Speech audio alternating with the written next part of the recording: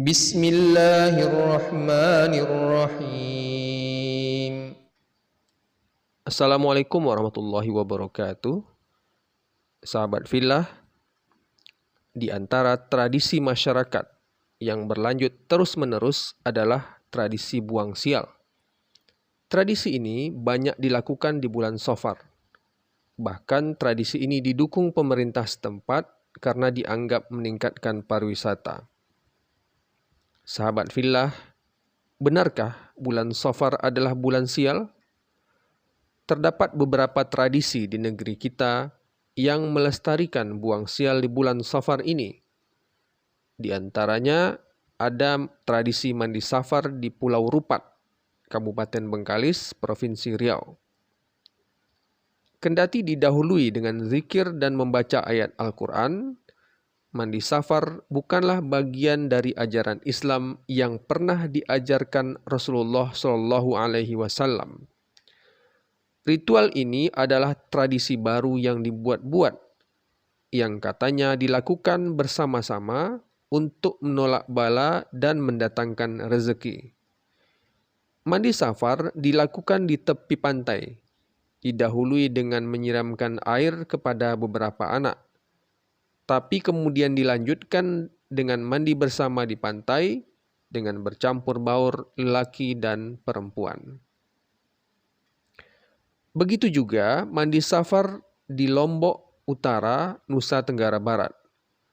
Mandi safar yang juga disebut rebo bontong dimulai dengan melepas sesaji di perahu kecil. Kendati dilanjutkan dengan zikir dan doa bersama, tapi lanjutannya tetap saja melepas saji dan mandi bersama di laut yang dilakukan sebagai gili festival di desa setempat. Tradisi mandi safar juga ada di kota Waringin Timur, Kalimantan Tengah. Di Banjarmasin, Batam, Sumbar, Gorontalo, Bolmong, dan lainnya, tradisi ini juga masih dilestarikan, bahkan jadi kalender wisata yang rutin dilakukan. Apakah benar bulan Safar merupakan bulan sial? Benarkah Safar tempat berkumpulnya kesialan sehingga harus ada upaya menghilangkan kesialan itu? Sahabat fillah, perlu diketahui bahwa dalam Islam tidak ada yang disebut dengan waktu-waktu yang sial. Selain waktu berupa bulan atau tanggal, tidak ada juga angka atau bilangan sial. Bahkan, mencela waktu yang dianggap sial justru dicela oleh Allah Subhanahu wa taala. Dari Abu Hurairah radhiyallahu anhu, Rasulullah sallallahu alaihi wasallam bersabda, "La tasubbud dahr, fa innallaha huwad dahr." Janganlah kalian mencela dahr atau waktu, karena Allah itu adalah pencipta dahr. Hadis riwayat Muslim 15 juz 6 nomor hadis 5827. Sahabat fillah, Allah adalah pencipta waktu. Allah tidak menyukai manusia yang mencela waktu-waktu tertentu, termasuk mencela bulan Safar, lalu membuat sesuatu agar bencana di waktu yang dianggap sial itu tidak datang. Bahkan Allah Subhanahu wa taala menyebutkan bahwa orang-orang yang mencela waktu tertentu berarti telah mencela Allah Subhanahu wa taala. Sebab waktu merupakan salah satu ciptaan Allah yang tidak boleh dicela. Dari Abu Hurairah radhiyallahu anhu, Rasulullah sallallahu alaihi wasallam bersabda, "Qala Allahu azza wa jalla, yu'dhini ibnu Adam yasubbud dahr wa ana ad-dahr biyadiyal amr uqallibul laila wan nahar." Allah azza wa jalla berfirman, anak Adam telah menyakitiku. Ia mencela dahr atau waktu. Padahal aku adalah pencipta dahar. Di tanganku segala perkara. Aku memutar malam dan siang. Hadis riwayat Al-Bukhari, halaman 1034, nomor hadis 5827, dan Muslim, hadis 15 atau 5, nomor hadis 5824. Sahabat fillah, pada dasarnya setiap detik, menit, jam, hari, bulan, dan tahun adalah ciptaan Allah Subhanahu wa Ta'ala. Semua waktu ciptaan Allah itu baik. Tidak ada waktu yang sial.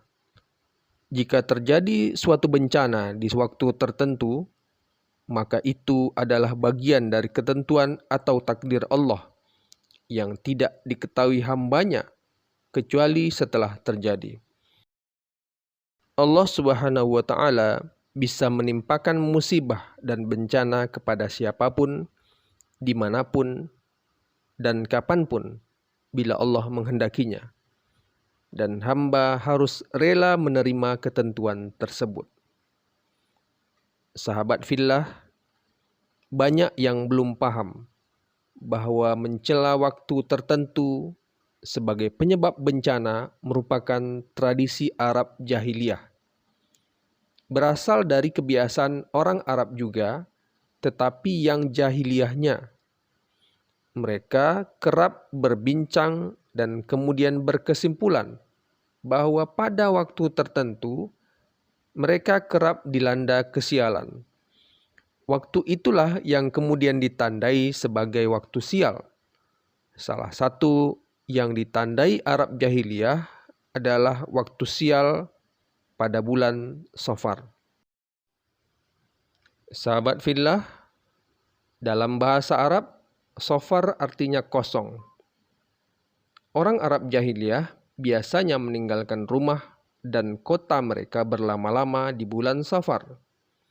Mereka pergi berdagang atau berperang di masa ini sehingga rumah, bahkan kota dan perkampungan mereka kosong. Kebiasaan ini menjadikan penyebutan bulan sial saat memasuki bulan Safar. Safar juga berarti perjalanan.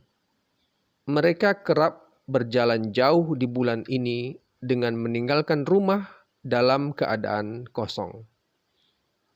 Sahabat fillah, orang Arab jahiliyah juga sering mencela bulan Safar ini. Mereka juga yakin bahwa kata Safar diambil dari nama suatu jenis penyakit yang bersarang di dalam perut. Penyakit ini disebabkan sejenis ular yang berbahaya.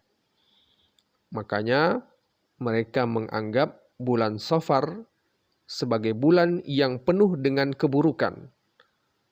Orang Arab jahiliyah kerap menganggap bulan Safar adalah bulan ketika Allah menurunkan hukuman kepada manusia. Makanya di kalangan Arab jahiliyah, mereka tidak akan menikah, tidak akan menikahkan, atau tidak akan khitan.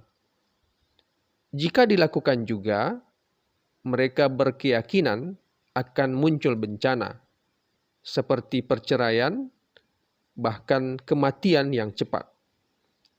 Tradisi jahiliyah ini kemudian menjalar kemana-mana. Padahal Rasulullah Shallallahu Alaihi Wasallam telah menentang tradisi masyarakat Arab jahiliyah itu. Tindakan orang Arab jahiliyah itu disebut dengan tatayyur dalam Islam. Itu hanyalah mitos yang dibesar-besarkan. Dari Abu Hurairah, Rasulullah Shallallahu Alaihi Wasallam bersabda, "La adwa, wala tiarata, wala hammata, wala safar." Tidak ada penularan penyakit dengan sendirinya. Tidak ada tiarah, tidak ada kesialan karena burung hantu, tidak ada kesialan pada bulan Safar. Hadis riwayat Al-Bukhari, nomor hadis 5437, Muslim nomor hadis 2220, Abu Daud 3911, dan Ahmad nomor hadis 327 juz 2.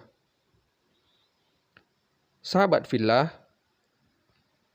di dalam Al-Quran pun dijelaskan bahwa segala bencana dapat terjadi jika Allah Subhanahu wa Ta'ala berkehendak.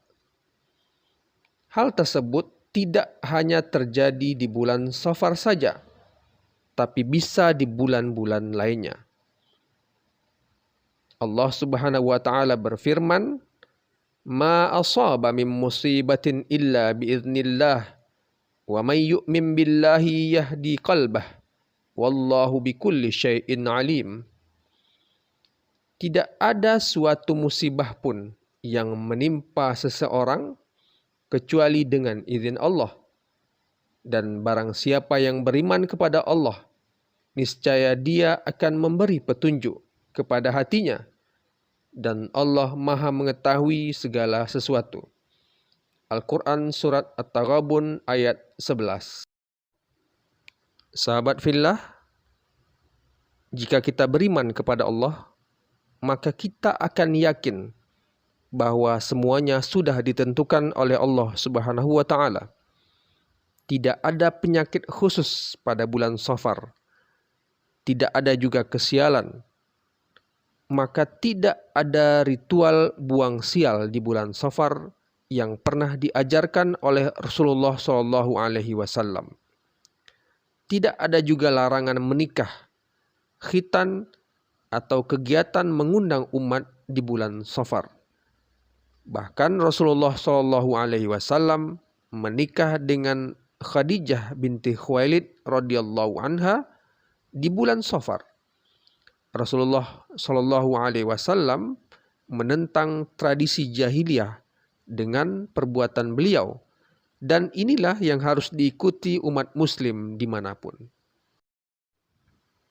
Sahabat fillah, keyakinan adanya hari atau bulan sial merupakan bentuk tiarah atau tasya'um, menganggap sial sesuatu.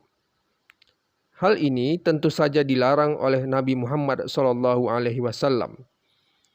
Tatayur merupakan bentuk kesyirikan yang biasa dilakukan oleh kaum jahiliyah sebelum Islam.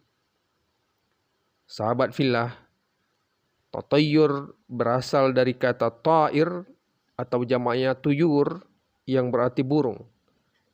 Orang Arab jahiliyah selalu menggunakan isyarat burung untuk melakukan sesuatu. Misalnya mereka datang ke sekelompok burung, lalu mengusirnya. Jika burung terbang ke kanan, mereka akan melakukan sesuatu, misalnya berangkat untuk berdagang. Tetapi jika burung itu terbang ke kiri, maka mereka anggap akan ada kesialan dan mereka tidak jadi berangkat. Keyakinan seperti itu tentu saja dapat merusak keimanan. Kondisi ini berbahaya bagi umat. Nabi SAW bersabda, "At-tiyaratu syirkun, at-tiyaratu syirkun, at-tiyaratu syirkun."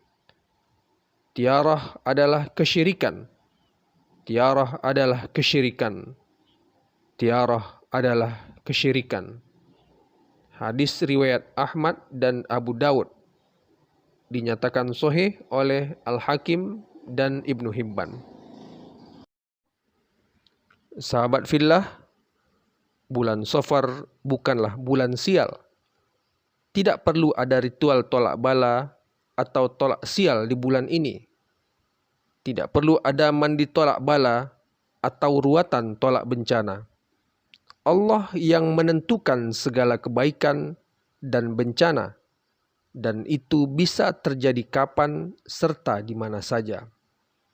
Mari kita cerdas beramal, berilmu sebelum beramal, paham sebelum beramal. Wallahu a'lam. Assalamualaikum warahmatullahi wabarakatuh.